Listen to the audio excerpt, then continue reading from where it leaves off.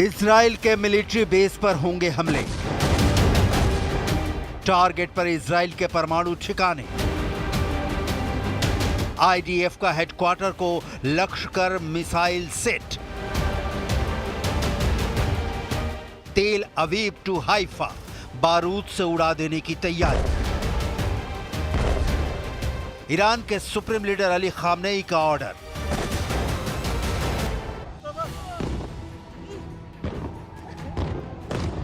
Iran छोड़ेगा नहीं।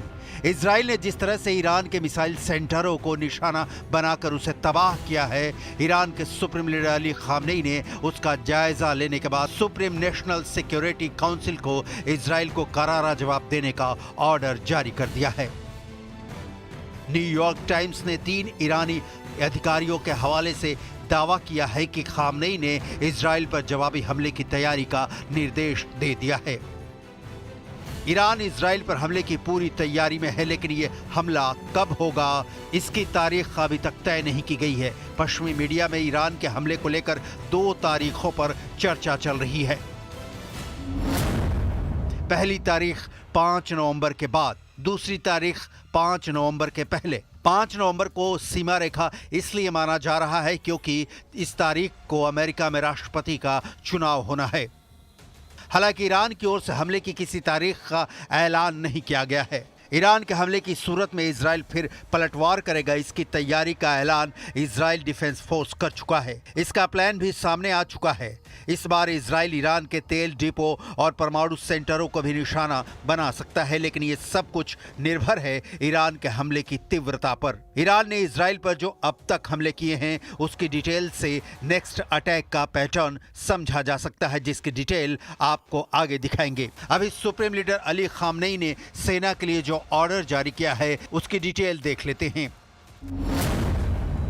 New York times की रिपोर्ट 3 ईरानी अधिकारियों का दावा है कि परिषद में बैठक के दौरान खामनेई ने जोर देकर कहा कि इजरायली हमलों का जवाब हमें देना होगा। उन्होंने कहा कि इजराइल के हमले को नजरअंदाज करते हुए कदम पीछे खींचने का मतलब ईरान के लिए हार स्वीकार करने के बराबर ही होगा। ऐसे में ईरान को इजराइल के हमलों का जवाब देना और इसके लिए तैयारी की जाए।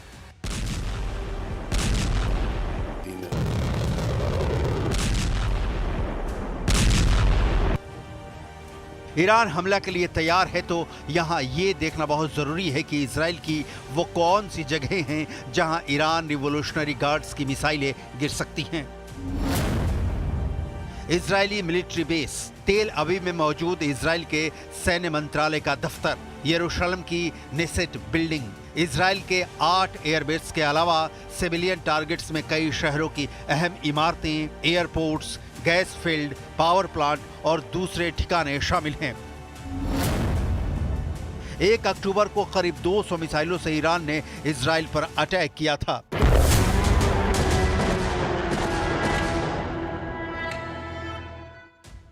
तब अमेरिकी और इजरायली कोलिशन ने ज्यादातर मिसाइलों को हवा में ही इंटरसेप्ट कर उन्हें मार गिराया था, जिससे इजराइल को कम से कम नुकसान हुआ।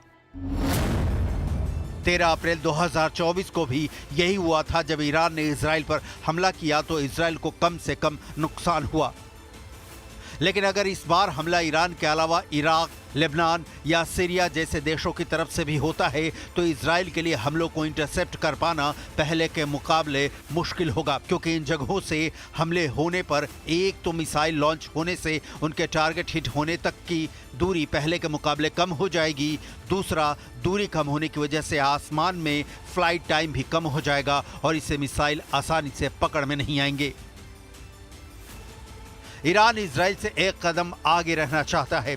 ईरान की प्रॉक्सी ताकतें हमास के इस्माइल हानिया की मौत के बाद, हिजबुल्लाह चीफ हसन नसरल्लाह की मौत के बाद ईरान ने इजराइल पर हमला किया। इसका जवाब इजराइल ने भी दिया, लेकिन यहाँ ध्यान देने वाली बात है कि इजराइल ने 1 साल में ईरान पर 2 अटैक किया, लेकिन दोनों बार सीमित अटैक किया और इसे अटैक नहीं पलटवार कहेंगे। 1 अक्टूबर को हमले का जवाब इजराइल ने 25 दिनों बाद 26 अक्टूबर को दिया। कहा गया कि अमेरिका के कहने पर इजराइल ने ईरान के परमाणु केंद्रों और तेल डिपो इलाकों को टारगेट नहीं किया, लेकिन इजराइल ने जिस तरह से ईरान के मिसाइल सिस्टम को तबाह किया है, सुप्रीम लीडर अली खामनेई के जायजा लेने के बाद अब क्लियर हुआ है कि ईरान को भारी नुकसान उठाना पड़ा है। यही कारण है कि ईरान अब इजराइल पर नए तरह से हमले की तैयारी कर रहा है। इसका कोई कारण नहीं कि यह हमला पहले से ज्यादा ताकतवर नहीं होगा, लेकिन कितना ताकतवर होगा ये अभी कह पाना मुश्किल है।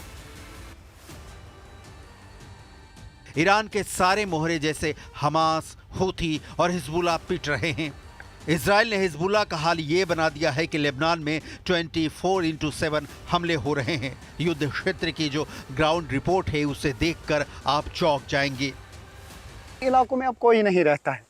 ये इलाके अब खंडर बन चुके हैं। इन इलाकों से अब सब लोग निकल चुके हैं, क्योंकि यहाँ पे अब ज़िंदगी का बहाल होना कोई टाइमलाइन नहीं दी जा सकती है कब यहाँ पे ज़िंदगी बहाल होगी। जब जंग पूरी तरह से रुकेगा, जब एयर स्ट्राइक्स का सिलसिला रुकेगा, जब यहाँ पे अमन लौटेगा, उसके बाद ही इस मलबे को हटा के यहाँ पे फिर से ज़िंदगी शुरू हो सकती है। और वो भी तब जब उन लोगों के पास पैसा होगा जिन की ये ज़मीन है जो इन इलाकों में रहते थे। लेकिन फ़िलहाल यहाँ पर ज़िंदगी बहुत जल्द दोबारा लौटने के आसार बहुत ही कम दिख रहे हैं। ये देखिए, यहाँ पे जब आप देखेंगे ये गाड़ियों की हालत होती है जब धमाके होते हैं, जब बारूद का यहाँ पे पड़ता है, तो ये देखिए कि बारूद का असर कितना सख्त होता है और क्या होता है हाल यहाँ इन इमारतों का, इन जगहों का। तो सारा कुछ यहाँ पे बर्बाद हुआ है, तबाह हुआ है, और इस तबाही के निशान यहाँ पे न जाने कितनी दहाइयों तक रहेंगे। इस बर्बादी के पीछे ईरान का बहुत बड़ा हाथ है। पूरी दुनिया के सामने ये क्लियर है कि हिजबुल्लाह तब तक जंग में है जब तक ईरान का उसके सिर पर हाथ है।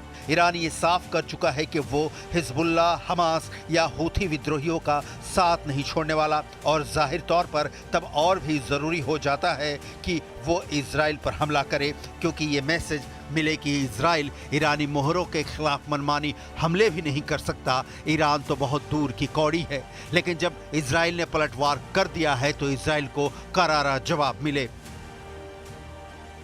ईरान का इजराइल के खिलाफ हमले का रिवेंज प्लान इसलिए भी पक्का लग रहा है क्योंकि रूस जैसी शक्ति उसके साथ खड़ी है।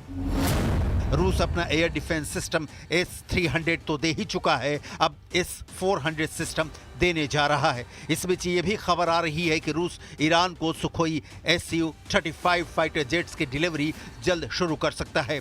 रूस ही नहीं, बड़ी पुरानी कहावत है कि दुश्मन का दुश्मन दोस्त होता है, लिहाजा चीन भी पूर्ण युद्ध की सूरत में ईरान का साथ दे सकता है। ईरान इजराइल का 26 अक्टूबर को किए गए पलटवार को अपनी प्रतिष्ठा से जोड़कर देखता है। ये एक बहुत बड़ा कारण है कि मिडिल ईस्ट में ईरान के वर्चस्व स्थापित करने की दिशा में इजराइल ने जो ब्रेक लगा दिया है, ईरान इजराइल पर हमला कर उस ब्रेक को तोड़ देना चाहता है। लेकिन सबसे बड़ा सवाल है कि क्या ईरान के पास इतनी ताकत है कि इजराइल के आयरन डोम और अब इजराइल में अमेरिकी थाट की तैनाती के बाद वो इजराइल को परास्त कर सके, क्योंकि इजराइल का भी युद्ध वाला प्लान फाइनल मोड में है।